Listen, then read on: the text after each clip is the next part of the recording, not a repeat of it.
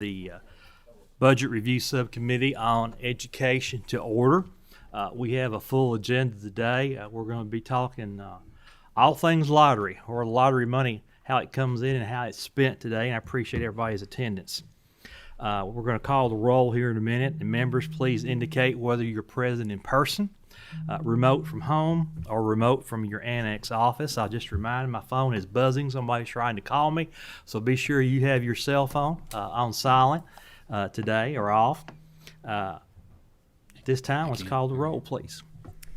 Senator Kerr, Senator Parrott, Present in the room. Senator Wise, Representative Banta,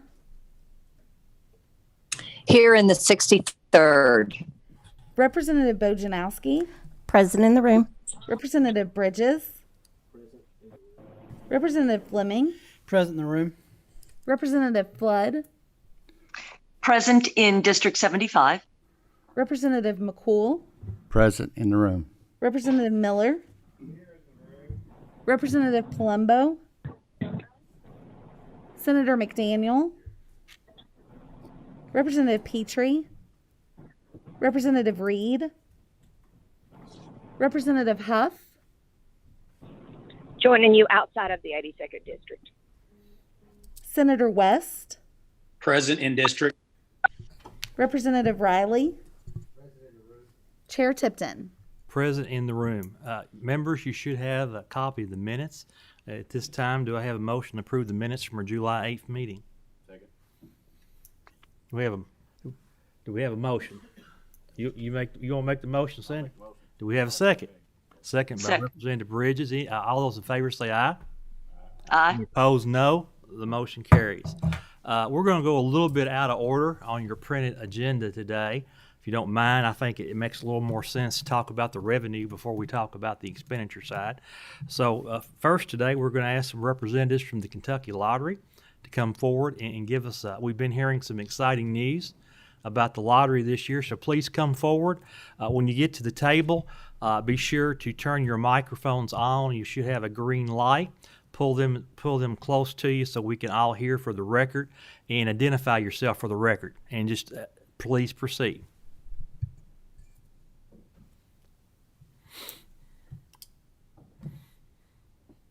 Morning. I think it's on. I'm Mary Harville, President and CEO of the Kentucky Lottery. I'm Mary Harville, President and CEO of the Kentucky Lottery. I am Howard Klein, Executive Vice President and Chief Financial Officer. I'm Maggie Garrison, Vice President and Corporate Controller at the Lottery. Thank you all for having us here today. This is a special day for me. For 17 years, I've appeared in front of the committees of the General Assembly as General Counsel, but today is my first committee appearance as President and CEO. My honor and privilege. So I'll begin with just a little bit of background about the Kentucky Lottery. The KLC was created by a constitutional amendment that was passed in 1988, and it's KRS 154A. The language of the statute provides, the corporation shall conduct and administer lottery games which will result in maximization of revenues for the Commonwealth of Kentucky, while at the same time providing entertainment to its citizens. Lottery sales began in April 1989, and in 1999, the General Assembly amended KRS 154A to dedicate lottery proceeds to college scholarships and grants. We do have a formal mission and vision statement. Our mission, and I hope you all are very familiar with it, is we are fueling imagination and funding education for all Kentuckians. And our vision is to enrich the lives of all Kentuckians through our principles, products, proceeds, people, and partners. And now I'll turn it over to Howard Klein to report on our tremendous fiscal year 2021. We did have a record-breaking year, and we'll share some of those results with you. We had record sales of $1,586,000,000, an increase of $383 million over FY20. Players won more than $1 billion for the first time, billion. We had record payments to retailers of nearly $91 million, and most importantly, we had record transfers to the state of $354.8 million, That's a $76.3 million increase over FY20. And per the budget bill, the proceeds of those dollars went to $289.1 million went to the general fund, $58 million went to a trusted agency account, and $7.7 million went to the Keys Reserve Fund. If we go to the next slide, this is where the money goes, or how every dollar of sales since inception has been allocated. And since inception, the KLC has generated over $23.3 billion in sales, with nearly $6.1 billion earned for the Commonwealth. As you can see, the largest percentage of each dollar goes back to the players and prizes, and the smallest percentage, which was 4.6% in FY21, pays for our operating costs. A majority of that goes to our vendors that provide the equipment, systems, and scratch tickets. Turn it over to Maggie. We'll go to the... So to build upon where the money goes, we thought we'd give you a picture of the latest 10 years of activity. So we have a chart that shows you sales and bottom line cash transfers to the state. And the picture here is for 10 consecutive years, we've shown both growth in sales and transfers. And as Howard shared, fiscal 21 was a record year, but we've shown that pattern of consistent growth. Now, on the next slide, we wanted to share some look ahead at the numbers that we have estimated going into fiscal 23 and 24. So the first three rows just highlight fiscal 19, 20, and then of course our record 21, where we transferred a total of $354.8 million in dividend transfers. So for the current year, our budgeted dividend amount to the Commonwealth is $319.3 million. That's a significant jump from the consensus forecasting group estimate of $292 million. And that really came about as we put together our budget and determined that continued growth in sales would support that increased number. Now, looking ahead to 23 and 24, we expect to build upon those dividend numbers, and we are projecting to transfer over $344 million in 23 and $356.5 million in 24. So we're pleased that coming off a record year, we're still going to show continued growth going into future years. I'll turn it back over to Mary now. Thanks, Maggie. I'll conclude with a few points about the overall very significant impact that the Kentucky Lottery has had in the Commonwealth. 100% of Keys money awarded is funded by the Kentucky Lottery. More than 98% of all KIA funding comes from the Kentucky Lottery. More than $4 billion, with a B, dollars have been provided in college scholarships and grants since 1999. And now, 1 in 5 Kentuckians has received grants and scholarships from Kentucky Lottery proceeds. 820,000 Kentucky college students have received lottery-funded educational assistance, and 2.43 million grants and scholarships have been awarded to Kentucky college students in order to keep our best, brightest, and most deserving students right here at home in the Commonwealth.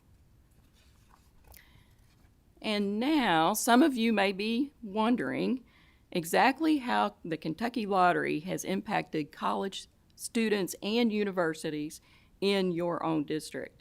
And here is a sample letter we provided to Representative Tipton, and we provide to all legislators each year that contains that information. But if you can't wait for your letter right now, you can go to kylottery.com/legislator to find out more about the impact on your very own district. And I think if you access that URL, you'll be very pleased with what you find. Okay, thank you. Questions for us? Well, thank you so much for your presentation, and I'll share just a little personal experience. My youngest daughter just got her bachelor's degree in May, so I'm out of the Keys business now. Congratulations. But was very appreciative for my children to be able to utilize that over the years, and I know a lot of families are in similar situations with our scholarship and grant program.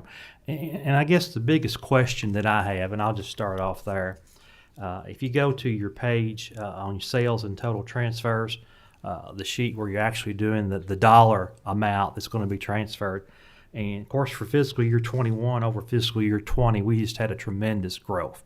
And a lot of times when people talk about statistics, during the year 2020-21, they put an asterisk beside of it because of the impact of COVID. And as I look at your projected budget for fiscal year 22, you're basically flat on your 21 numbers, and then you project out some increases in 23 and 24. And to me, as we're in this 22 budget, we're going to be next 2 years deciding how we're going to appropriate these dollars. It's very important for me to understand your degree of confidence that you're going to be able to continue and meet these numbers. So if you could elaborate a little bit was last year just an anomaly, or is it something that we can hold on to for the future? If you could elaborate on that a little bit. Well, I'd be happy to start, and then I'll ask Howard and Maggie to add on to that. Of course, the pandemic was the impetus to all this, and we saw businesses shut down, and fortunately, lottery products were still for sale in those businesses that remained open, and folks came into those stores and they found lottery tickets, and we made sure they found full dispensers and full vending machines. And we know we got new players. We know we had some folks that were lapsed players that rediscovered us, and we know that we established even more loyalty with our existing players. But what happened is when things opened back up, we continued to have strong sales, and we've had that momentum continue throughout the fiscal year, and the last quarter was our strongest. So what we're seeing is those folks are staying with us, and we can certainly understand why you would ask the question, but we have very strong confidence in our next fiscal year. We have a number of initiatives that have gone into the preparation of our budget, and I'll let Howard and Maggie elaborate more on that. Well, in July, we haven't closed the books fully for July, but we believe we're going to be up 11% compared to last July in sales. So we don't know what the bottom line will look like yet, but we do have a high level of confidence that we do believe that we're able to meet the CFG number and the dividend transfer that the General Assembly expects. And when we did put the budget together, we knew that going into fiscal 22, we had some elevated activity, but we anticipated some fall off toward the end of the year. So that has been factored in. We have a question from Representative Bojanowski. Yeah, thank you. Do you know how much money from the lottery money is appropriated to KHEAA? You said it's more than 98% of their funding. How much is that on the average on an annual basis? I think are you talking about that odd percentage that's above the 98%? I think there's. No, I mean, I didn't realize that the lottery money funded KIA. I just wasn't sure about how much money that is. It varies, again, depending on the dollar amount that we actually transfer in that particular fiscal year. So, and a lot of that's obviously built into the budget and how those dollars are to be spent for the various. Do you have an approximate? Again, this past year, again, 289.1 was what was built into the budget. So actually 286.1 was the budget number, the CFG number. Right. And maybe what percentage of that goes to Keys versus KIA versus something else? It's set out in the statute how the funding goes. Okay. We don't have any control over the.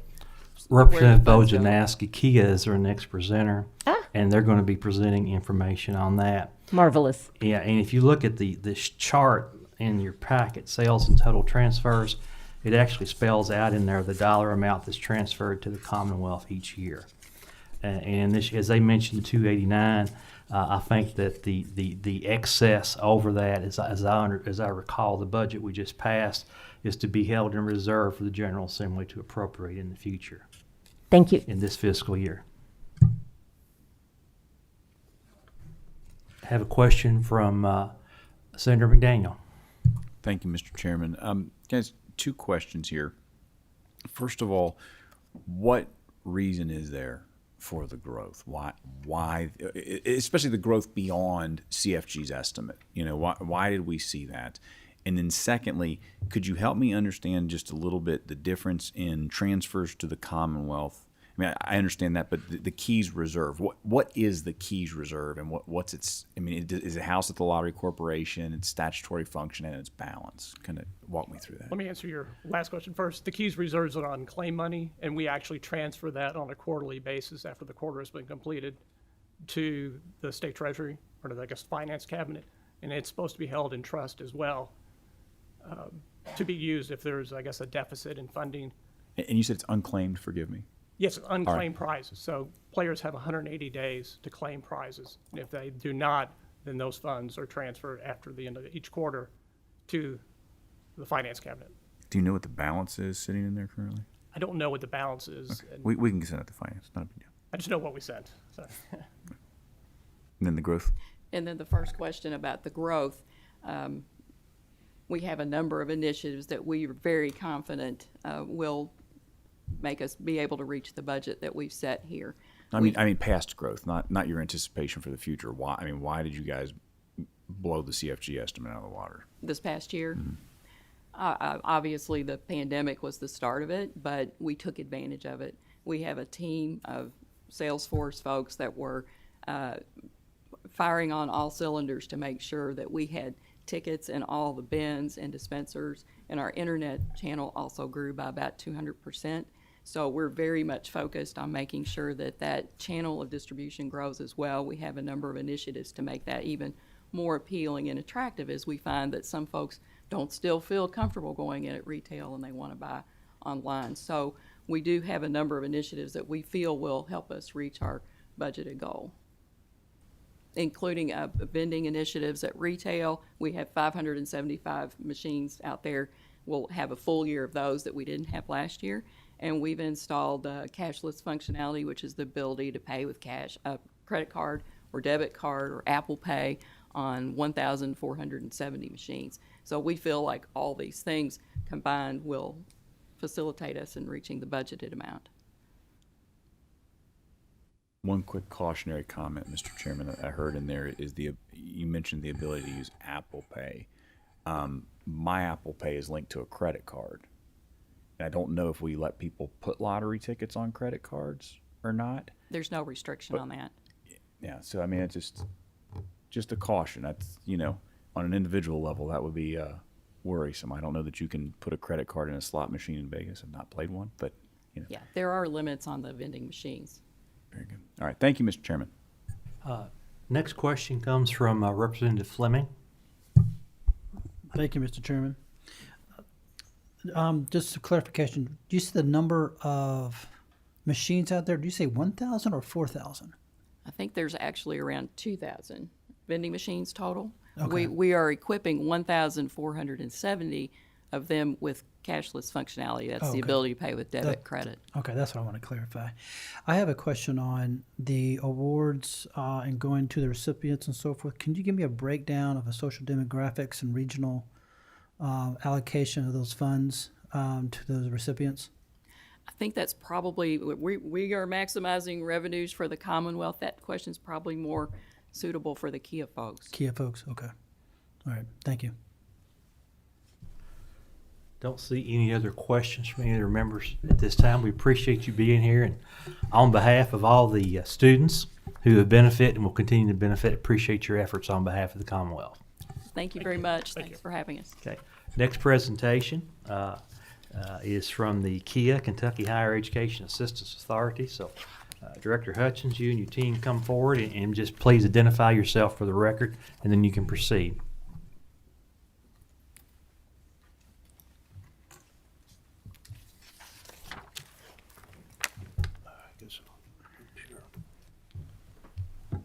Good morning.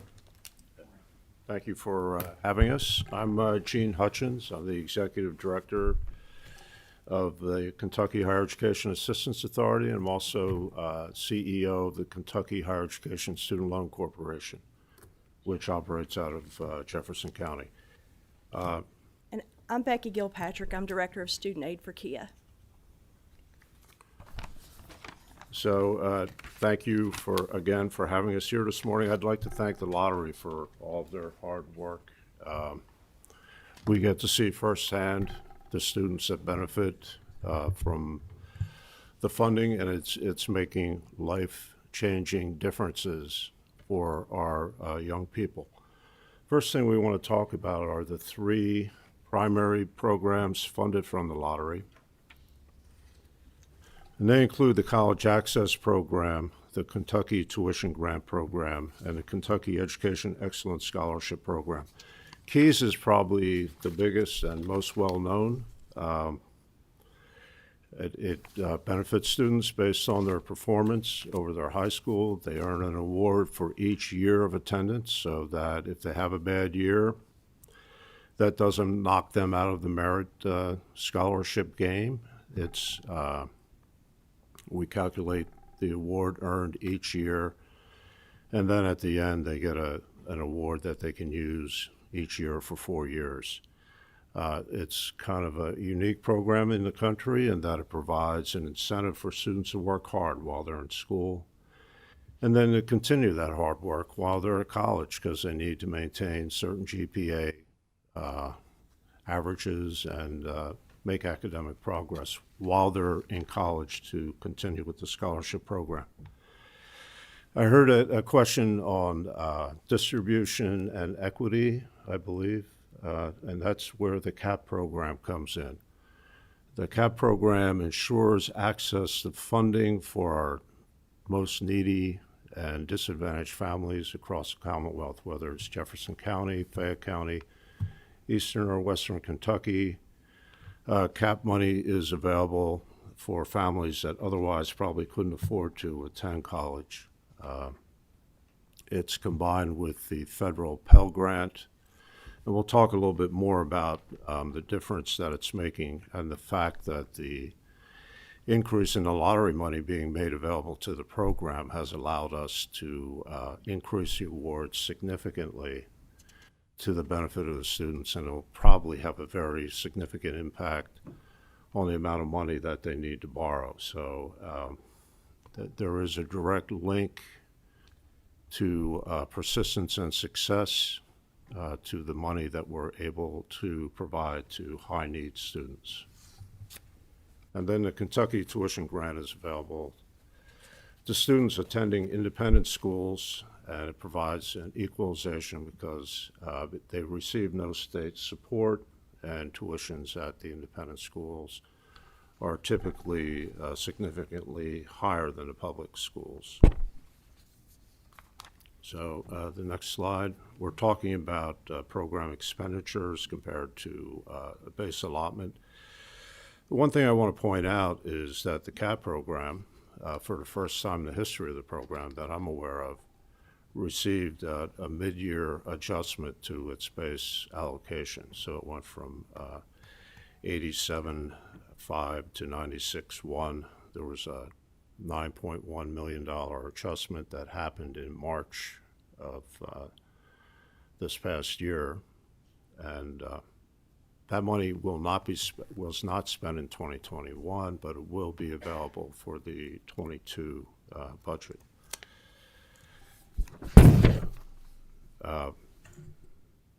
And you can see that because of a series of events which we'll get into, there's actually about $134 million available for the CAP program in FY22, $57.9 million for KTG, and $126.14 for the KEYS program. So just to give you some insight onto how the award cycle for financial aid interfaces with the state budget process, and they're not perfectly in sync. But that can probably help people understand why there's significant carryover at the end of a year and how we try and utilize that money to the benefit of the students. So the state grant timeline starts in October of every year, and we've laid out the cycle for this coming fall, which will be academic year 21-22. So that story starts in October of 2020, where the federal government opens the FAFSA application process. And the FAFSA is the free application for federal student aid. We highly encourage students to fill out that FAFSA immediately after it opens. And in fact, we often lead the country in early going on the FAFSA completion. Right now, and it's been in place for a couple of years now, aid is based on what they call prior year income. So it used to be that they would base it on your income of the year just ending, so you would base it on the 2020 income. In fact, now it's being based on 2 years prior, which allows families to have the data that they need immediately upon filing of the application. Again, families struggle somewhat. We have a whole outreach contingent. We have 13 people statewide. We have 32 college coaches in high schools across the Commonwealth. They are all tasked, and it's a very big part of their missions to help kids fill out, and their parents fill out the FAFSA. So starting in October 2020, and then this past March, we looked at the amount of money available. And again, through the generosity of the legislature, I can't thank you all enough for recognizing the importance of helping families pay for college. We're in a Commonwealth that has relatively low average income. We still have tremendous numbers of students that will be the first-time college goers in their families. And this funding provides the opportunity for them to see a way forward to pay for college. And then this coming up next month, we'll begin the disbursement process based on rosters that the schools are providing for us. And then October 2021, the process starts again for the next academic year. So it's a little bit off cycle, but we try and manage the process so that the schools can begin packaging students in the spring prior to the next year, so that students and families have a good idea of how much aid they're going to have available to them. So there's a reason why we start right after we know what the appropriation is from the General Assembly. We finalize the award amount and then move forward. Just want to spend a minute talking about the FY21 funding sequence because it was unusual. So again, per our cycle in March 2020, we established the awards for the 2020-21 academic year. Was based on projected available funds. And at the time, because of the pandemic, we had gotten advice from the budget office that there probably would not be any excess lottery proceeds. They were pessimistic along with everybody else about what the COVID pandemic was going to do to the economy of the Commonwealth. However, in July, after the process was very far down the road, we were afforded a transfer of $15.3 million. So that contributes to the amount that's being utilized in this coming year. Because again, that transfer comes in at the end of the fiscal year. It can't be used in the next year immediately after the awards have been set, unless we had a great increase in the number of awards. But we don't change award values midstream. The schools probably couldn't handle the workload that would generate. So in March 2021, we received, as I mentioned before, we received another $9.1 million adjustment to our 21 allotment. So that set us up for the coming fiscal year. I just want to give you a history of the excess lottery proceeds. It's grown over the last 4 or 5 years to the extent that it's had a very significant impact on the way we run our programs and what we're able to fund. Beginning in 2017 and previously, excess lottery proceeds hadn't been allocated to us. and beginning in 2017, the excess was transferred to us, and I believe we were getting 100% of that transfer. So you can see the growth over the last year. 2021 represents a provision in the budget where reserves were being set up because of the pandemic, and part of the reserve that was set up was the excess lottery proceeds. But just to give you an idea of what this has meant to us, in 2017-18, that academic year, we funded awards for the first 5 months of the FAFSA cycle. So that was from October 2016 to February of 2017. Anybody that hadn't applied by then was told, come back next year. And very, very short window for people to be awarded. So late deciders, adult students, many times were left out of the award cycle.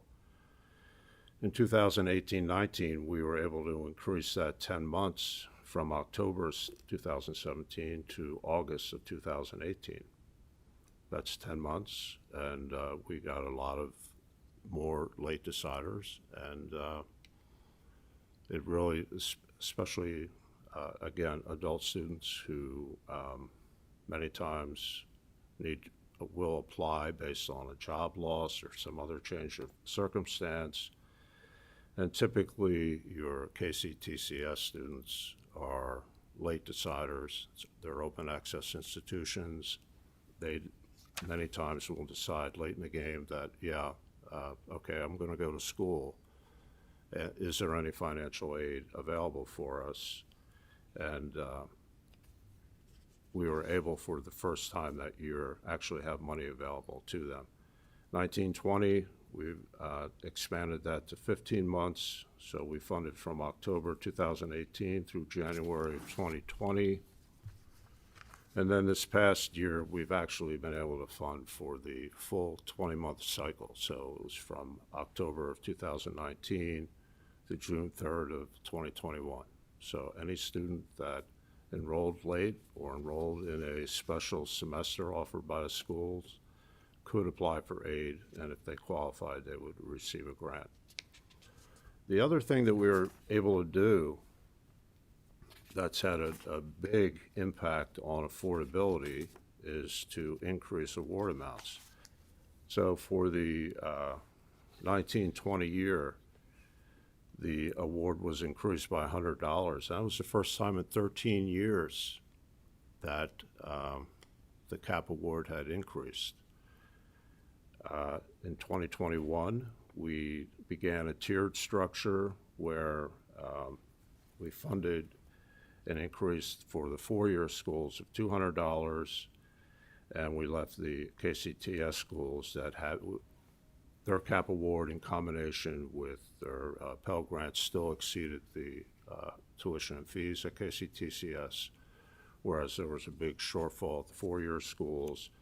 So we increased the award to $2,200 for the 4-year schools and left KCTCS at $2,000.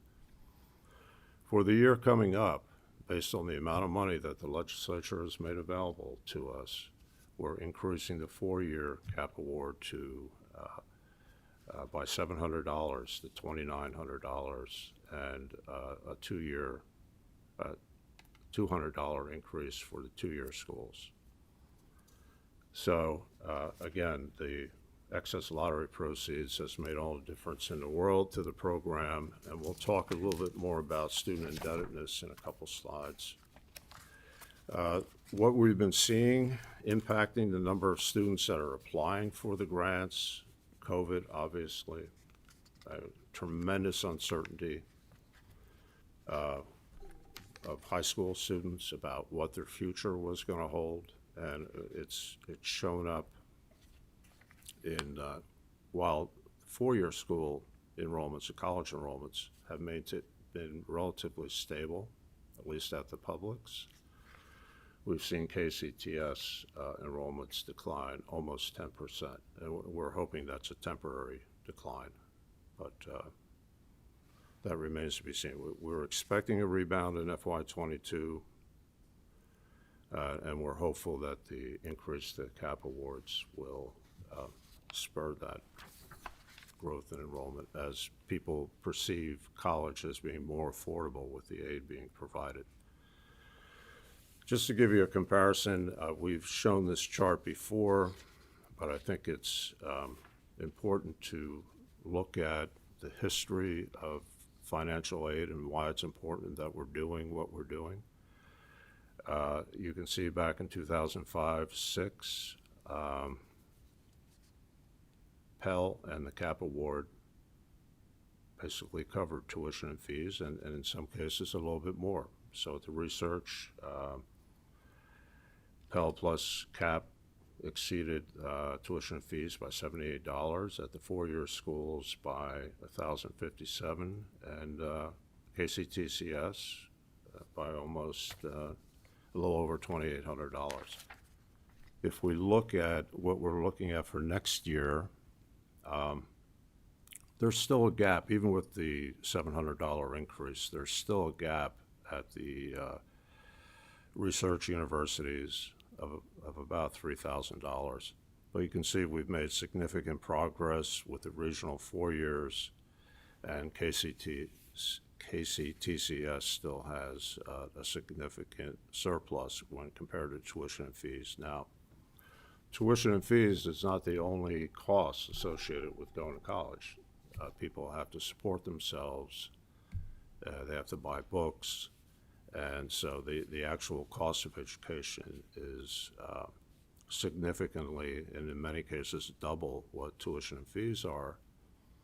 So we're making a difference, but we believe there's still a ways to go in terms of true affordability. I don't know. What does that mean in terms of how much people have to borrow?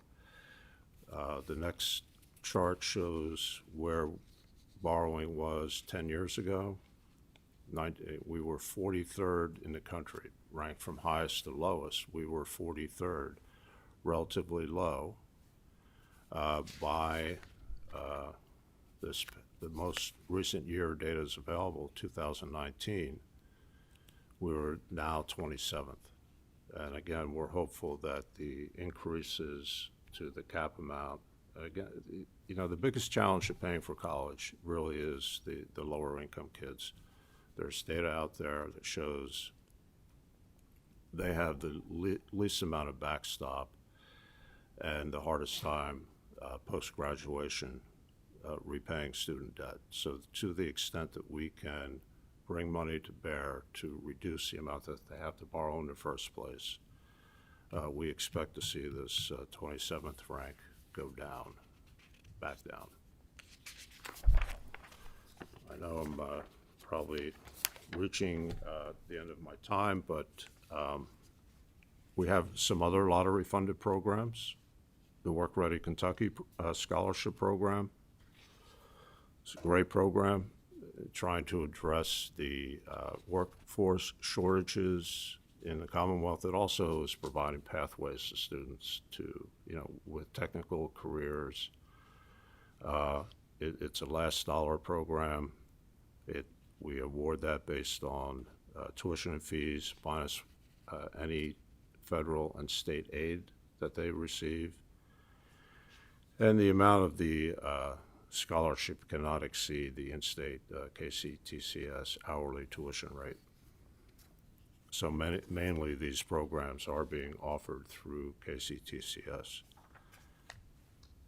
We have the dual credit scholarship program that offers students 2 courses that they can take in grades 11 or 12. Usually students are taking one in grade 11 and one in 12.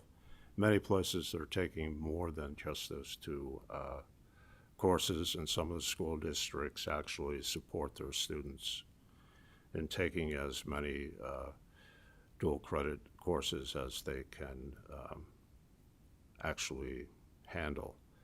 And then the most recent addition to the program, it's kind of a standalone program for now, but I believe it's going to be combined into the dual credit scholarship program, is the Work Ready Dual Credit Scholarship.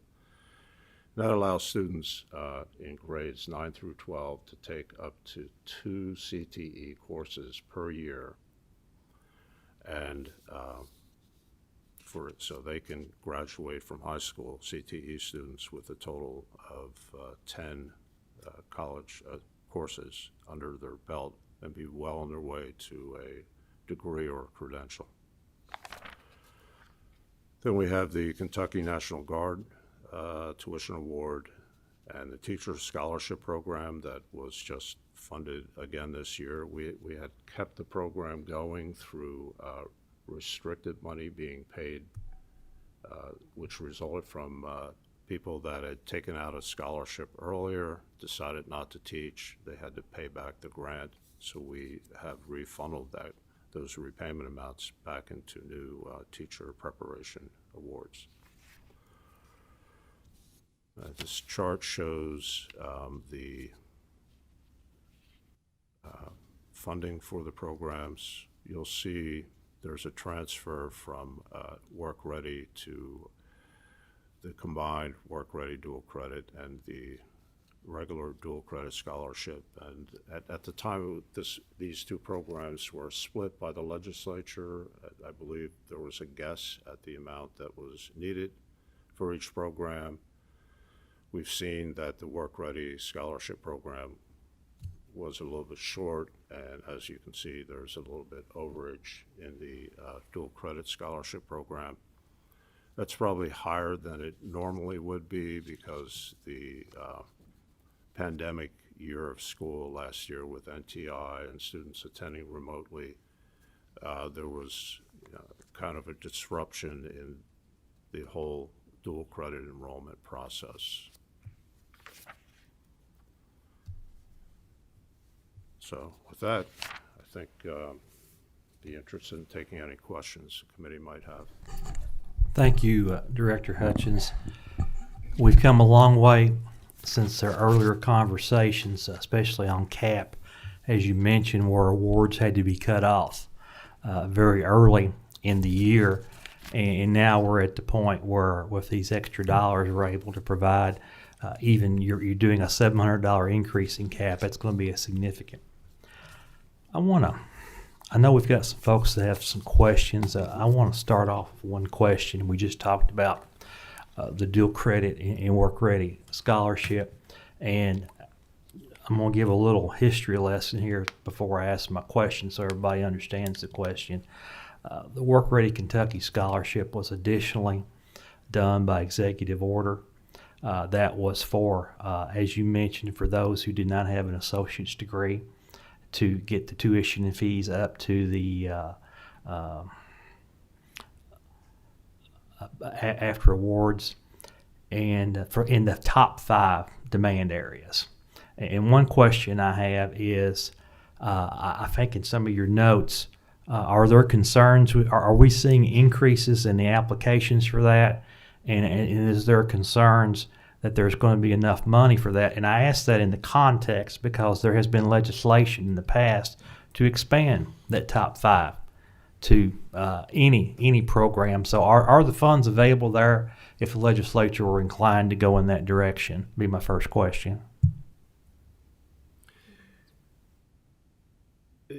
I think Becky has a perspective on that in terms of the number of applications we're receiving.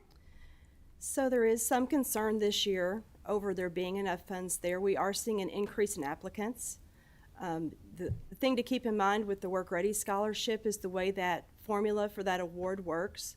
So the awards are actually going to students who do not qualify for other aid. So these are the students who would not get the need-based CAP grants or KTG grants. They would, some of them have keys and we take that off. So these are the students who have generally higher incomes to begin with. And so those award amounts are generally higher. So we're looking at, somewhere in the neighborhood of $4,000 or $5,000 per year on those work ready. So yes, in a short answer to your question, we are seeing increases, and the 10.4 million that we have available for this year, it will take care of the fall semester, easy enough.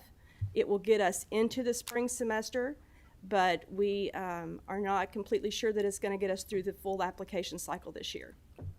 And I think if you look at the programs, and Becky can give us a number, the number of programs that qualify under these top 5 is pretty expansive. So we try and be as permissive as possible, because we know the demand for trained employees are out there.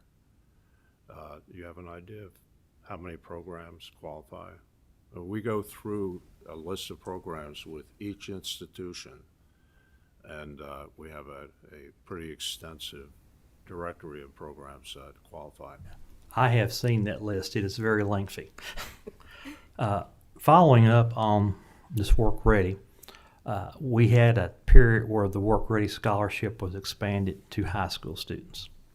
And then we had legislation introduced that did not get through, but we're currently operating on budget language for the last 2 budgets that would separate out the Work Ready portion of scholarship for high school students and combine it into the dual credit. I know you all have asked for that because it's easier for administrative purposes.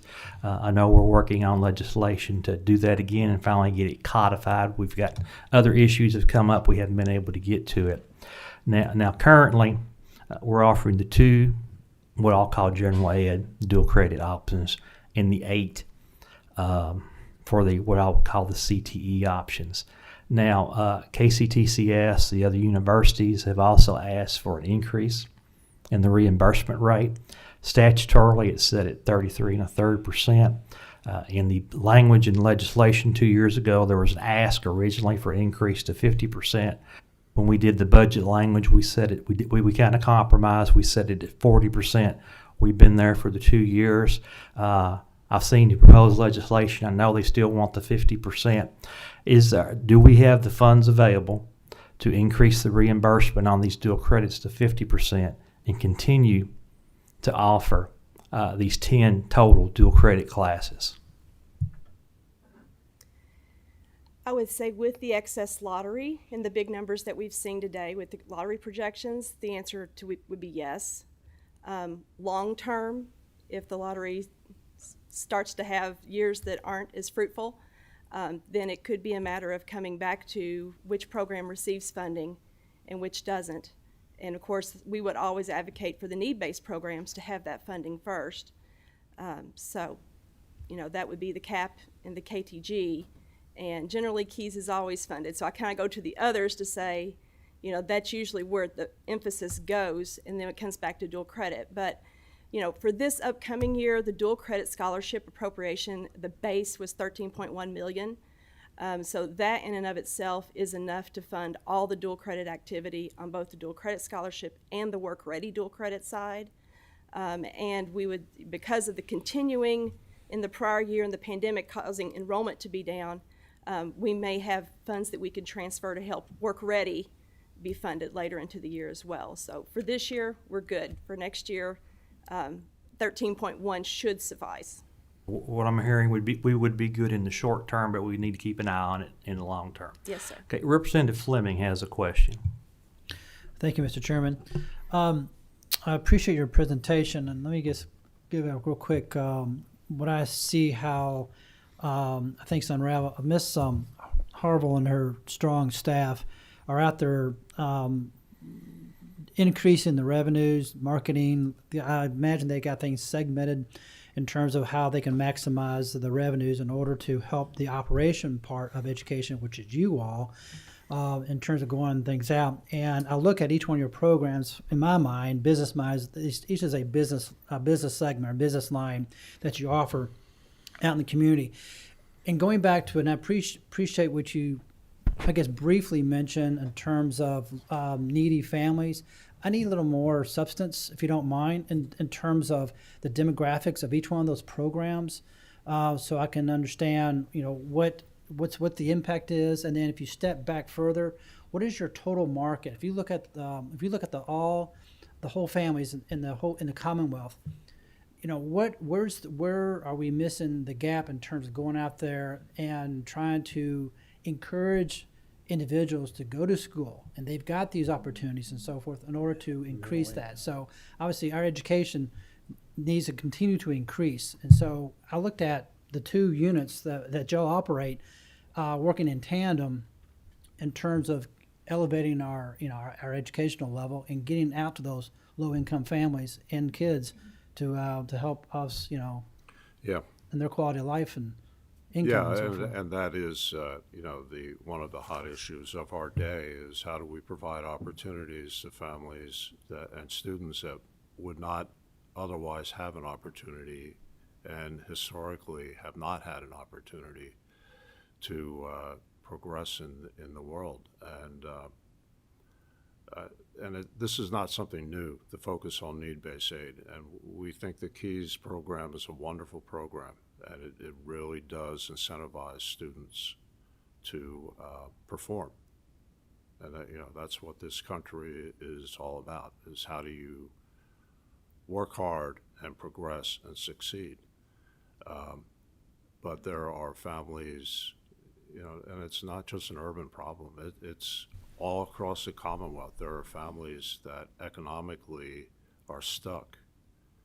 And the point of the need-based aid, both from the federal government and through the CAP program, is to change that narrative, provide the opportunity without having the student to take out levels of debt that they will never be able to repay. There's always exceptions to that rule, but we see it. I'm sure you all read it in the paper, if not every day, every week, about the $1.7 trillion in student loan debt currently outstanding across the country. All of that is in income-based repayment programs. Most of it, well over half of it, is negatively amortizing, meaning that the income-based payment that students are making are not even paying the monthly interest on these loans.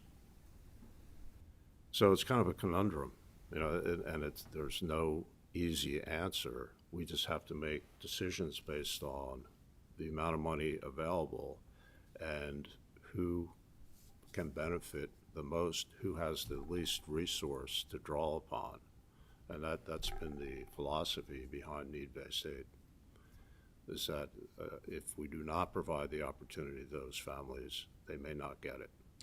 And just take that a step further, and you're getting there where I hopefully get my answer. It may not be answer at this time, but you mentioned coaches and teachers and other individuals that help identify families and students that might hopefully qualify for these particular programs. Is there a process to help identify that you have in terms of expanding the market? And I know, and I'm very conscious of student debt, and we need to be very mindful of that, because you're right, we need to get in a better situation with that. So is there a process to really go through and identify and increase the opportunities for these? Yeah, and that's what I was speaking to with the 13 outreach counselors. And again, it's probably a program not totally unique, but to the extent that the way that we operate the program, it's probably unique across the country. And it's something I inherited when I arrived here 3.5 years ago and became an immediate fan of, because it really, in terms of being able to reach families, it's a great program. So we have 13 people stationed across the Commonwealth. They each have a set of counties that they're responsible for, and their job is to go from high school to high school, speaking to parents and students about how to plan for and pay for higher education. We also have reports that we send out to every high school weekly about how many of their kids have completed the FAFSA. So each high school has a way to identify those kids that, for whatever reason, haven't completed the FAFSA process. And that's really leaving money on the table, especially the federal money. The college coaches, we've stationed 32 college coaches in high schools where there's historically low post-secondary education going rates. And those college coaches are in the schools from September through June, working with students, helping them imagine their futures. That includes post-secondary education. Very typically, a student will say, well, I don't think college is for me. And we're there to change that attitude. And with, not just blowing smoke at them, but showing them concrete ways that they can progress and succeed. Yeah. Thank you. Thank you, Mr. Chairman. Director Hutchins, I've got one more question, and it's not directly part of our topic, but I think it's important, needs to be for the committee to understand. Could you share with the committee how the administration of KIA is funded? Yeah. And be clear to let them know how much you receive in lottery funds and general funds for administration purposes. Right. And is that process a challenge for the future? Yes, it is. I didn't want to jump up in the middle of Mary's presentation, but the answer to the question is how much does KIA get for administration out of the lottery currently? That number is 0. All of the lottery monies transferred to KIA go to the grants and scholarship programs. We have, this year, we have about a $33 million budget. That's down $3 million from the prior year. Probably $5 million down from 2 years previous. What's happening at the federal level has been having a big impact on our revenue base. First thing the federal government did was to say, okay, stop all collection activity, which is fine. We took a break. We were still helping people that were in default get back out of default through a rehabilitation process. And then this past March, there was a subsequent announcement that required us to subrogate or assign every loan that's defaulted from March of 2020 through the present. That's about 16% of our defaulted loan portfolio. And our rehabilitation process is the primary way we're making money, fee revenue that supports all of our other mission-based activities. It also benefits the borrowers to get out of default and get back, rehabilitate their credit, not only their loan, but their credit. The default record is removed from their credit record. So that's going to be a big challenge for us going into the future. This year, they've allowed us to make up that shortfall by transferring money from a dedicated federal reserve that we hold, but that only goes through the end of the pandemic emergency. So we're already looking at what that's going to do for future years, and you'll be seeing an analysis of that in our budget requests for the next biennium. Just so the members understand, she's referring to the activity at KESLIC, the Kentucky Higher Education Student Loan Corporation. KIA is the guarantee agency, and KESLIC is the servicing unit. And this particular impact of subrogating the loans is going to primarily impact KIA this time. Now, if they go ahead and forgive loans, then that's going to take additional money out of the KESLIC portfolio. But, we've been around for 50 years or more, and we believe we have a very important role to play in the future of our students, and so we're going to do what it takes to make sure we're still there. Okay. Well, I appreciate your presentation today. Always very informative. I don't see any other questions, so we'll move on to our next agenda item, and that is from the advanced placement testing. This year, we appropriate some additional funds. I believe it's the first time it's ever come out of the lottery funding. So I thought it would be appropriate to have this presentation. And Stacy, are you there? I am. Please introduce yourself for the record and go ahead with your presentation. Good afternoon, Chairman Tipton and members of the subcommittee. I am Stacy Bassett with the College Board, and I appreciate the opportunity to present to you this afternoon. I apologize that I can't be with you in person, but my son, who is too young for a vaccination, tested positive for COVID last week, and that changed my travel plans. So while he is doing better, I do appreciate your flexibility in allowing me to join you virtually. So as Chairman Tipton said, I have been invited today to talk to you about the new funding that was included in this year's budget to pay for advanced placement exams, or AP exams, for public school students. Now, since 2018, the Commonwealth has included $1 million in the budget to cover the cost of AP exams and international baccalaureate exams for low-income students or those who are on free and reduced lunch. There used to be a federal grant for that purpose, but when it went away, to your credit, the Commonwealth stepped up and provided that funding for your low-income students so that they've never had to pay anything out of pocket in order to take these exams. And that's the case for 2021 as well, and we appreciate that. This year, you also saw fit to include $2.6 million in additional funds to cover the cost of AP exams for all other public school students, even if they are not low income. And this is in fulfillment of the 2008 state law promising to pay for AP exams for all public school students. Now, admittedly, this came a little bit as a surprise. During the conference budget committee discussions, there was $2.6 million on the table from the lottery funds. There was talk of returning it to the general fund. And that's when House Majority Floor Leader Stephen Rudy spoke up and said, how about we give it to AP? They've been underfunded for years. So fortunately, the General Assembly agreed, and we are very excited that this funding is in place, fulfilling this more than a decade-old law. So thank you. For years, AP teachers and students have been coming to the Capitol encouraging funding of this law, and this tells me that you listened, and when an opportunity presented itself, you were willing to act on their behalf.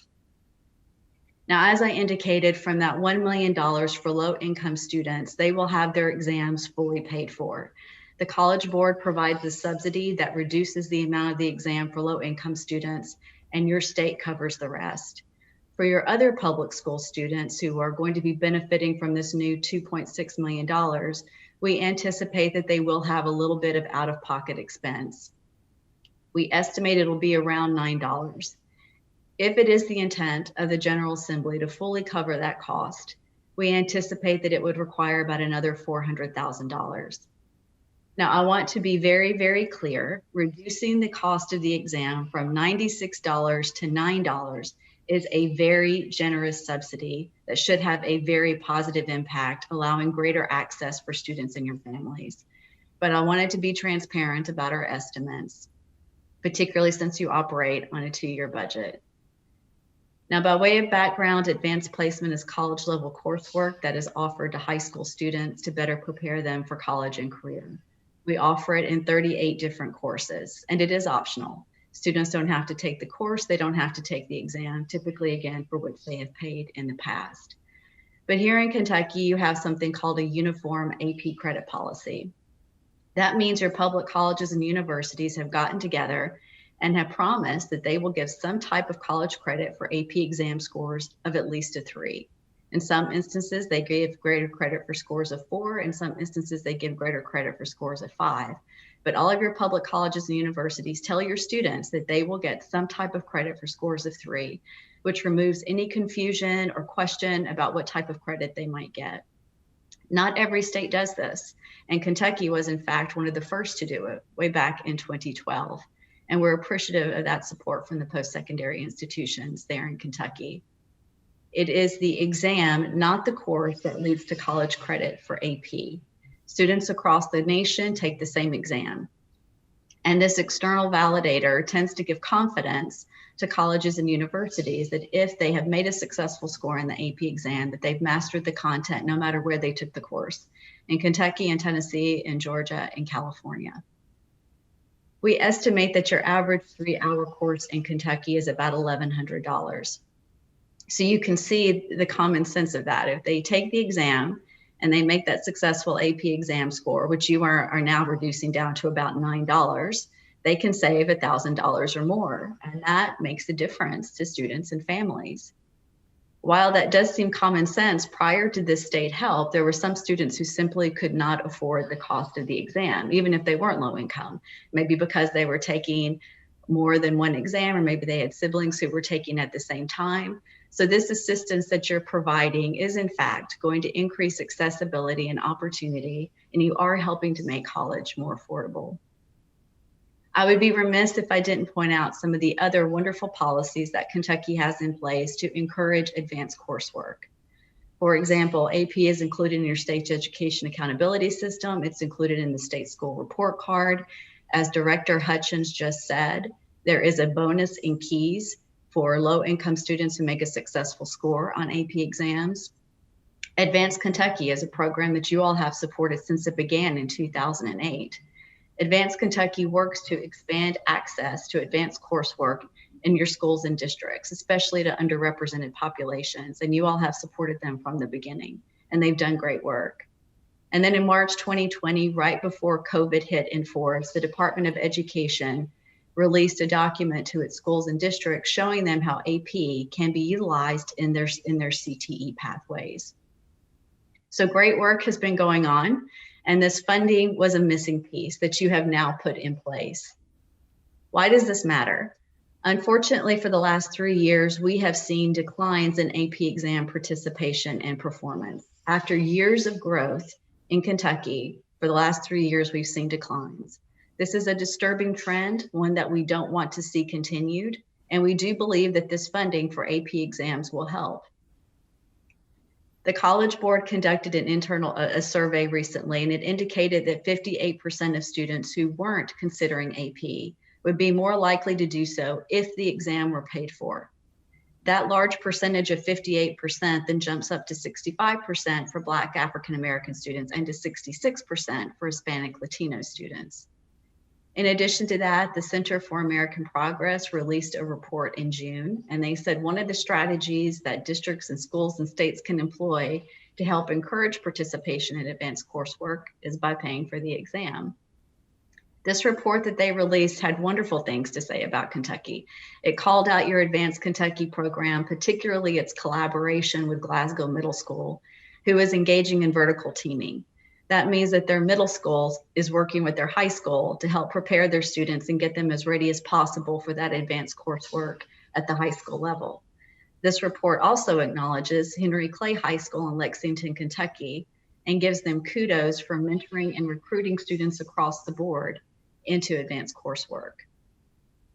So again, based on how your fiscal year works in Kentucky, this new funding won't be able to be enjoyed by students until our May 2022 AP exam administration.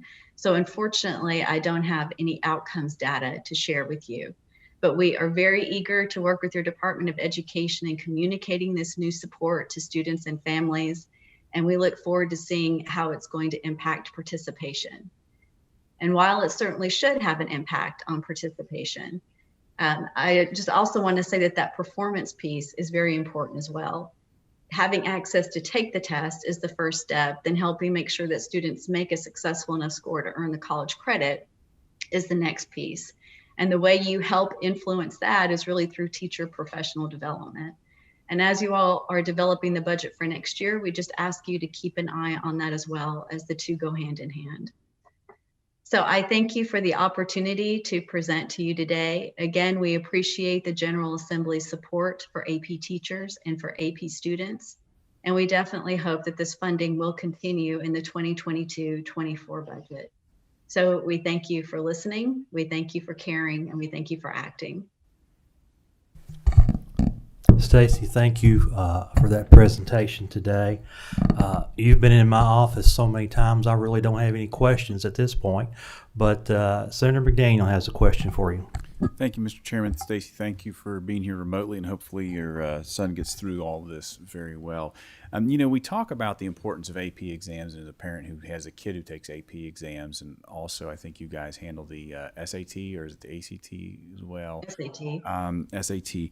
And, we talk about the nonprofit status of the College Board, but when you look at it in 2017, I believe you guys turned about $140 million profit. And your cash and investments on hand are now over $1.1 billion, with a CEO salary north of $750,000. Yet we continue to ask the citizens of the Commonwealth to fund these AP exams. I was hoping you might be able to comment on the financial status of your organization as we continue to hear these requests come in. Sure. Well, thank you for the question, Senator McDaniel. I will say that we take our status as a nonprofit very seriously, and when we do see surpluses or profits, we do reinvest them back into students. I will tell you that COVID had an impact on us, just as it has on many other organizations. And unfortunately, in February, we had to see a layoff of staff. But again, we do take it very, very seriously and do reinvest our funds. So as I mentioned, we provide a subsidy for low-income students for any exam of ours that they take, whether it's AP, whether it's SAT, whether it's CLEP, whether it's PSAT, and that is millions and millions of dollars. We also provide a free test prep for the SAT. We wanted to provide an equal level playing field for students so that even if they couldn't afford expensive test prep, they would be able to have access to test prep to better prepare them for that college entrance exam.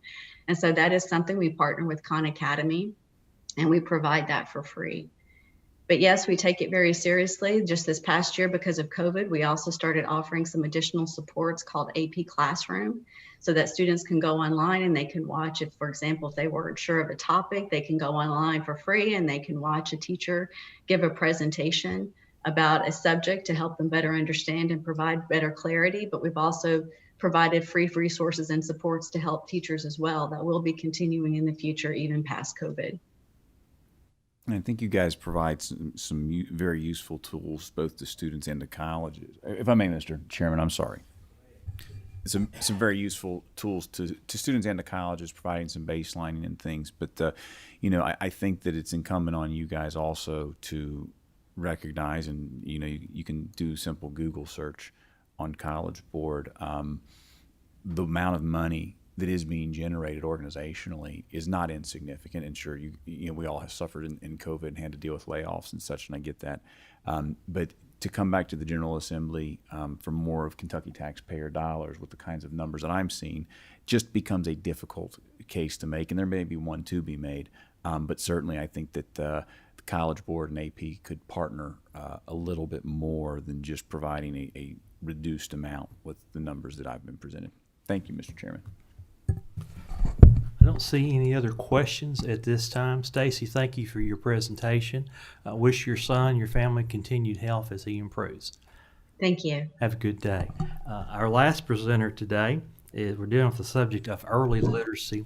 And if you go back and look at the original lottery statute, there were two provisions that were, I'll call them off-the-top appropriations of $1.2 million and $1.8 million from the lottery proceeds. And we have Dr. George Hervey with us today, Executive Director, Collaborative Center for Literacy Development. So if you'll introduce yourself for the record and proceed with your presentation, Dr. Hervey. Thank you very much, Chairman Tipton. One moment here. I'll just...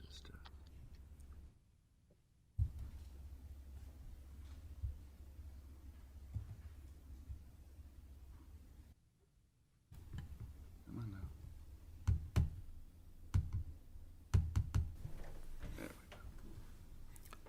There we go. I know you didn't want me coming down there to help you. I would have never found it.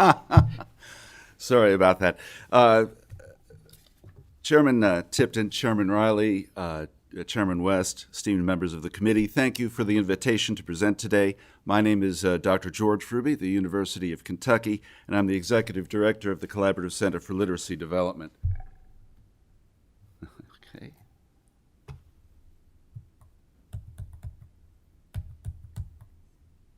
I'm sorry. I'm a Mac person, so this is a PC, and I'd gotten a tutorial on this beforehand, but it doesn't seem to be doing what you.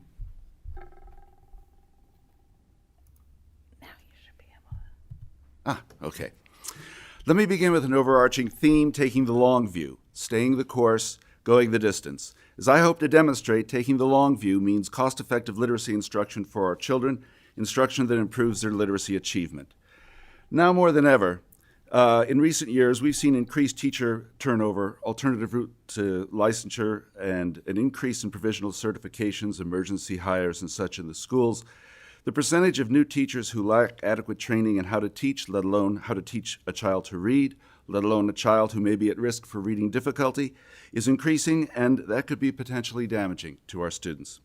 But professional development is not just for the untrained. Seasoned teachers especially benefit. As we at CCLD have learned, what experienced teachers do, they tend to do very well, because they do it all the time, and practice makes for improvement. But often a teacher's toolkit of lessons, strategies, and methods is more limited than they'd like and more limited than their students require. CCLD was created by the Kentucky legislature to raise student reading achievement by improving their teachers' reading instruction. It relies on the literacy education faculty at all 8 of the state universities to extend professional development through the 8 state university service regions. Moreover, it relies on scientific research on effective reading instruction and effective professional development, and no one is more adept at using that knowledge than our state university literacy faculty. CCLD was the work of several inspired legislators from both parties and chambers. The eventual bill passed unanimously in 1998. The idea to make use of resources and infrastructure that already existed, that were already paid for, cost-effective improvement. CCLD is written into several regulatory statutes, but the one that sets our mission is 1640207. The subtitle of that reg is Early Childhood Through Adulthood, so contrary to our heading in the agenda today, we're not only early literacy. There are 9 subsections that detail how our work is to be done at different grade levels with different student populations and with an assortment of collaborating entities. I won't catalog the particulars, but I want to remind you that the purpose of CCLD, what we do, and the way we do it, has been set by you through legislation. We are a platform for carrying out literacy education policy. The requirements distill down to 3 main objectives. 1, to provide high-quality teacher and specialist professional development to advance student literacy achievement. 2, to provide research-based advice to educators, schools, communities, districts, and other educational entities to advance student literacy achievement. And 3, to rely on and share mainstream replicable research evidence to inform our professional trainings and advisement on what most probable best practice for the teaching of reading, writing, and language ability is. This map indicates our outreach of the 2019-2020 fiscal year, just 1 year. It's from our last year's annual report. This year's report will be in your mailroom on September 1 as per regulatory statute. As you can see, CCLD had anywhere from 1 to 4 programs in almost every county in the state. If you were to compile the outreach over the past 3 years, you'd find no missing counties at all. Now, I mentioned taking the long view, and by that I mean an approach to professional development that leads not only to cumulative but also to compounding effects. Allow me to demonstrate how this works, how it makes our teacher improvement more thorough and more cost-effective, how slow and steady wins the race. I'm going to illustrate this with the Kentucky Reading Project, our kindergarten through grade 5 classroom teacher instructional improvement program. You can see it as an annual price tag of $350,000. For that, annual classes of approximately 20 teachers at each of the 8 state universities are enrolled in a graduate-level 2-week summer intensive led by university faculty, where teachers review the current research in traditional basics, the Kentucky academic standards for reading and writing, and current literacy policies, and they then work together to create literacy action plans in accord with the standards and policies to meet the specific needs of their particular students. They take those plans into the classrooms in the fall and winter for implementation and improvement. They're supported by faculty visitation and communication with fellow teachers. Then all the KRP teachers across the state meet in April at the Share Fair, a 1-day professional conference, to share the results of their plans, data collection, findings, and results. The gratifying sense of responsible professionalism in these teachers is delightful. The goal is not just to thoroughly learn a new method or lesson design, but to develop instructional problem-solving skills they can take forward and use to address future challenges. So 20 teachers per university, that's 160 teachers. Each teacher instructs approximately 22 students for a total of 3,520 students. Cost per teacher is just under $2,200, which may sound like a lot, but keep in mind it covers their university tuition for the course, the faculty instructor's salary and assistance, books, materials, travel for visitation, and the April share fare, including one night's lodgings. Costs on a per-student basis, just under $100.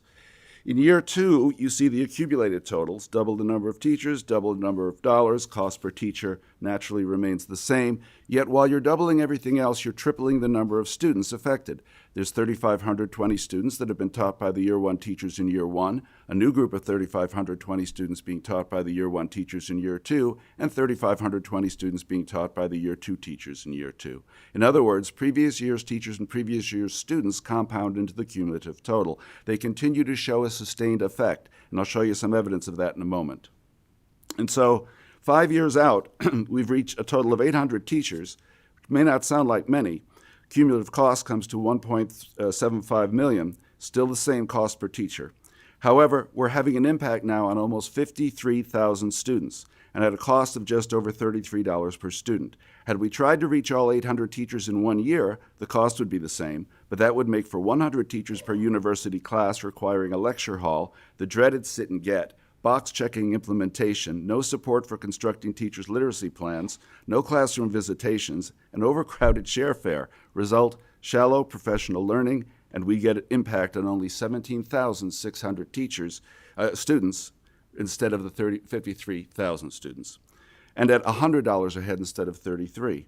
So this is the value of taking the long view, resisting silver bullet solutions, staying the course. Slow and steady wins the race.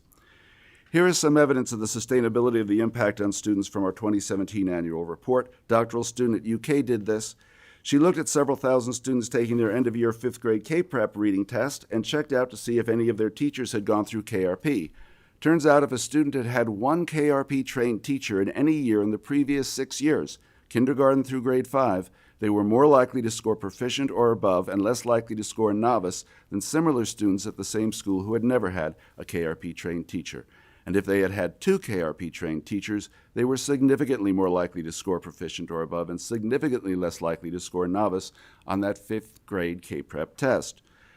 The takeaway, the effect sustains. Both the KRP teachers and their students demonstrate sustained, ongoing effects, and that's just what you'd expect. When you educate someone effectively, a student or a teacher, you expect them to retain and build upon what they've learned going forward. Here is more evidence of sustained effect from our Reading Recovery program. Reading Recovery is an intensive reading remediation system for first graders who are having difficulty keeping up with their peers.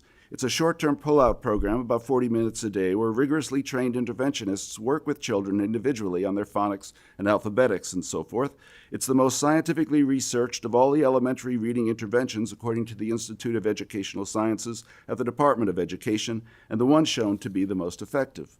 And as it turns out, in 2020, 79% of students who went through it needed no further assistance in their reading afterwards. Research shows most reading remediation programs have success rates of 35 to 65%. So as usual, Kentucky does it better, 79%. Now, the numbers on this compounding effect are nice and round for demonstration's sake, so let me show you the actual numbers from the past 5 years for the Kentucky Reading Project alone. Over 2,000 teachers, over 139,000 students at a cost of less than $12.60 per student. Some of that is offset by grants from the Fed or from KDE. Now that's a deal. Ladies and gentlemen, you cannot buy a new hardcover children's book anymore for just $12.60. I think paying $12.60 per child to guarantee students are better readers is well worth it. And here are the overall effects on Kentucky's 4th grade National Assessment of Educational Progress reading test score over the past 30 years. The blue line is Kentucky's average 4th grade score. The black line in the middle is the U.S. average, and the red line underneath is Tennessee as a point of comparison. In the 1980s, Kentucky was second from the bottom in the nation. Here you see the jump from significantly below in 92, reaching at par with the U.S. average, to going significantly above in 2002. CCLD had started 5 years earlier, Reading Recovery the year before that. Kentucky continued significantly above the national average every testing year thereafter. Our 8th grade reading scores show the exact same thing until the most recent year, where we fell to the national par. We're still 2 points over, but it's not statistically significant. I want to emphasize that this is a literacy-specific effect. You don't see it with our math scores, which are significantly below, or our other subjects. Now, as noted, there's been a decline in the past 2 testing years, and that has been disheartening. I believe some of the drop can be attributed to technical reasons in the test, but most of it is due to severely reduced funding for us and the state universities, and a score collapse in one district in particular, and these causes should be addressed. Here are the educators serving in 5 years across all of our PD programs and number of first-year students. For a compounded number of students, multiply that by about 3, so about 750,000 students overall. Early language and literacy project numbers are low because it only started 3 years ago and we have no dedicated funding for it. Almost 100,000 children's books distributed free to Kentucky families in need with preschool children, thanks to the Dolly Parton Imagination Library and small grants from the governor's office. And now the cost by program and category. Under $2.8 million in total, only 1.2 of which is paid by appropriation. And that's on your materials. And the sources. The first line is the Learning and Results Services line for CCLD in last year's budget, $1.2 million. It was $1.4 million from 2009 to 2017. But then Kentucky had a financial crisis, as you'll recall, and we got our funding cut, as did just about everybody else. The second and third lines are our base funding from UK through the College of Ed, and that is down about $600,000 since 2010. And again, the result of cuts to state support for the universities. And then there's been compounding inflation. Projected into the coming year, it looks like we have a positive remainder of over $364,000, but we've been under a hiring freeze at UK's College of Ed for several years now, and we're down 4 top-level positions. I desperately need an early childhood and family literacy director, an adolescent and adult literacy director, and a research office director. And we hope to search and fill those positions in the coming year. So those positions and programs is where that money will go. In the past 10 years, we've slashed our CCLD personnel by 2/3. We're currently doing all we can do with a staff of 6, and yet we're reaching over 3 times the number of teachers we were in 2011. And I sincerely want to thank our staff at CCLD and especially our collaborating literacy faculty at the 8 state universities and the reading recovery teacher leaders across the state that have made it all possible. We are proud and mighty few who have carried out this good work over the past 2 decades. Despite the growing challenges and repeated cuts to our funding, we have significantly contributed to literacy achievement in Kentucky. But we can't continue without adequate funding for our programs and faculty. We need your support. So our ask, please restore our funding to the 2010-2017 level, which was $1.4 million, although in 2010 dollars that would be $1.7 million today. We're asking them for an additional $500,000. That would allow us to fully fund our early childhood and family literacy programs and to fully fund an adult literacy support program through the technical schools and community college system. Remember, whatever you ask us to provide, that is what we provide. We're a platform for enacting your policies. You created us, and we have done what you've required us and required of us, pursuing the objectives you have set the way you have asked us to do so. And most importantly, it's been effective. So take a bow, pat yourselves on the back, and let's stay the course, take the long view, and go the distance. Thank you. Thank you for your presentation, Dr. Herbie. We have a question from Representative Bojanowski. Yes, thank you. Okay, so first of all, would it be possible to get the syllabus for the teacher course that you do for the Kentucky Reading Project? Yes, there would be 8 of those because there are 8 sites. Okay. And we allow for the fact that each university, has its own sort of mission and brand, and it's related to its, we have 2 research universities, we have regionals, and of course the needs of the service regions differ, the demographics differ, and the resources that they have to rely upon are going to differ. So we allow that leeway. However, I can assure you that what the literacy faculty do is very well constrained by the expectations of the Educational Professional Standards Board for certification of teachers who are going to be their graduates, and of course also the accreditation agencies. If their programs aren't accredited, it's of no value to their students because then they can't get certified. And those accreditation agencies also have a lot of standards. And so we're not a very exotic group, teacher educators. We tend to hew the line and do what research suggests is most probably going to be effective, though that will depend on the students under particular circumstances and grade levels. May I ask another?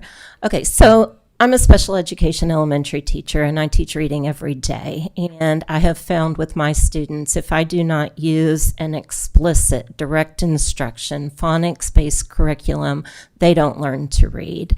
And I understand that Tennessee has just passed a law called Building Better Readers with Phonics.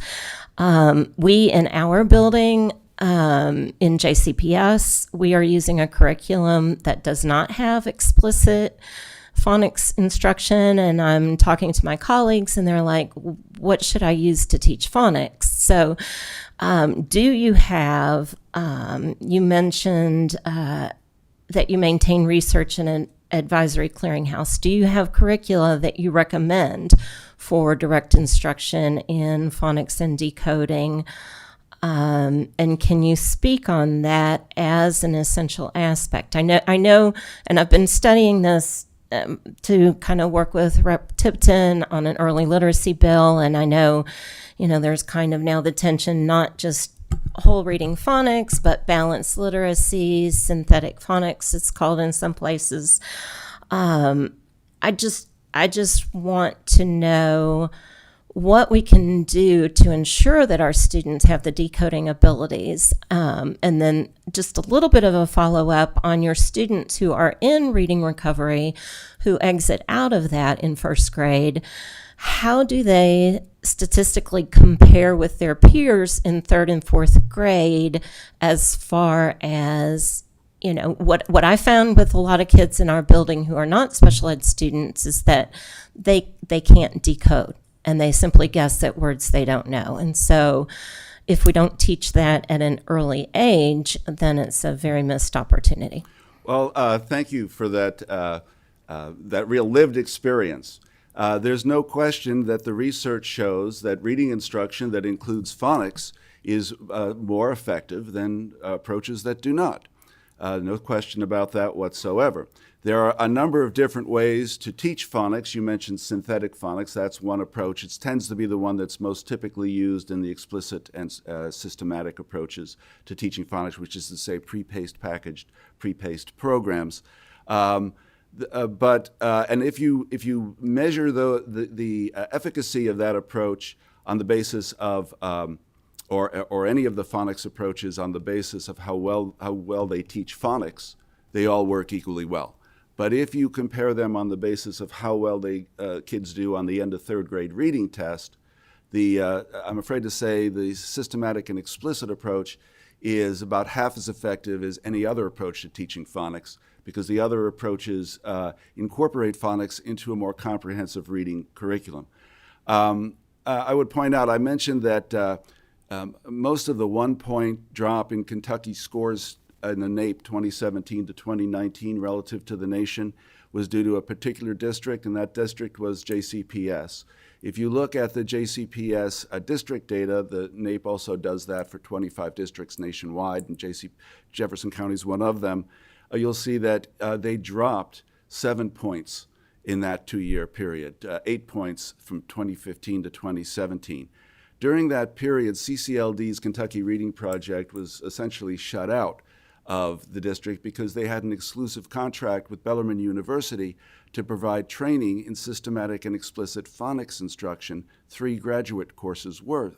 Now, Bob Cooter, the former dean there, is a colleague of mine. David Page has been on our advisory committee. They're not inadequate people as teacher educators, but the problem is Ian Rowe did a great presentation yesterday at the Interim Joint Committee on Education, and he noted the problem with monocausal thinking, jumping to the conclusion that there's only one cause for a difficulty. When it comes to reading, there's a famous formula. It's like the E equals MC squared of reading. It's called the simple view of reading. R equals D times C, or L, either way. You can see it both ways. Reading, as measured on an end of third grade reading comprehension test, is the product of a child's decoding skills and their language comprehension development. And so if you don't get good reading instruction in decoding, good with phonics, Well, let's say if you do get good phonics instruction and you have good language development and you're at level at both of those things, you can put numbers in here and make one grade level. 1 times 1 equals 1. You'll be at grade level with your reading test, and that's usually the case 85% of the time. The other 15% indicates that there are other factors, but these are the two 800-pound gorillas in the room. Now, if you're weak in your decoding because of a lack of phonics training, say it's 0.5, even if you're at level with your language, 1 times 0.5 is 0.5. It takes down your entire score. And you'll see that problem at particular grade levels, particularly early grades. But if you can be at grade level with your decoding and have weak language development, 1 times 0.5 is also 0.5. Or you can be a little weak at both. 0.7 times 0.7 rounded to 1 decimal place is 0.5. So the problem is on the basis of a weak score, you can't tell if the problem is decoding related, language related, bit of both, or again, the 15% something else entirely. And that requires, and as a special educator, you know this requires a more careful diagnosis and realizing that the causes aren't mutually exclusive necessarily. So both of these things are important. Now, I mentioned JCPS. If you look at the NAEP data and you look at how their scores have changed over the 4 years, 2015 to 2019, you see that JCPS is at the bottom of the list. But there are other districts just above it that also showed drops, and all of them, Hillsborough, Florida, Baltimore City, Maryland, Boston, they were all pushing this same kind of program, and they unfortunately got the same effect. It's not that decoding isn't effective or necessary. It's certainly necessary. It's just not adequate. And if you trade off your opportunity for teaching and advancing language development against, and just do your decoding, it's not going to work. We made this mistake in 2001 to 2006 with Reading First. Federal program, $5 billion, about $8 billion in today's money. And for an hour and a half a day, 5 days a week, 40 weeks a year for 3 to 4 years, K through 3 kids in Title I schools were given phonics training. And at the end of the third grade reading test, they didn't do any better than similar kids who hadn't been through the program. It hadn't worked. And the reason why, it's like having an unbalanced diet. If all you do is eat starches to bulk up because you find a kid is malnourished or you give them lots of pasta, that in itself won't make for a healthy diet. You got to go with the USDA food pyramid and all the food groups. Interesting, if you look, as I say, on that stack of changes in districts, the 2 districts that did best, San Diego and Fresno Unified, both in California, they had also been doing the decoding, but they did lots of other stuff as well. San Diego improved 9 points relative to the federal score. Fresno, 7 points relative to the national average.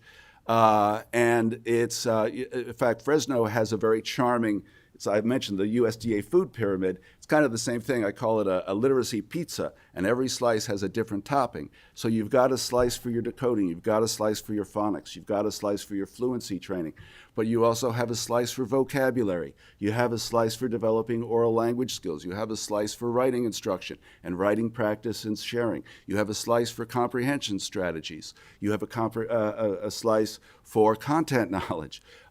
These are all important factors. And if you don't have those, if you get to that end of 3rd grade test and you still have a 2nd grade vocabulary, 2nd grade familiarity with grammatical patterns, end of 1st grade content knowledge, well, of course you're not going to do well on a 3rd grade reading comprehension test. It's not just a decoding test. So it's important to have a comprehensive curriculum. And so that's my concern there, because that is precisely what we did at JCPS. And so that worries me. It's absolutely necessary. It's just not sufficient. May I? I'm going to apologize. We have another meeting in this room Okay. at 1 o'clock.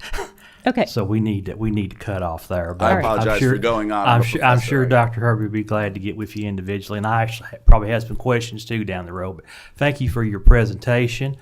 With that presentation, our next meeting will be on Wednesday, September 8th. Co-Chair West will be chairing that day.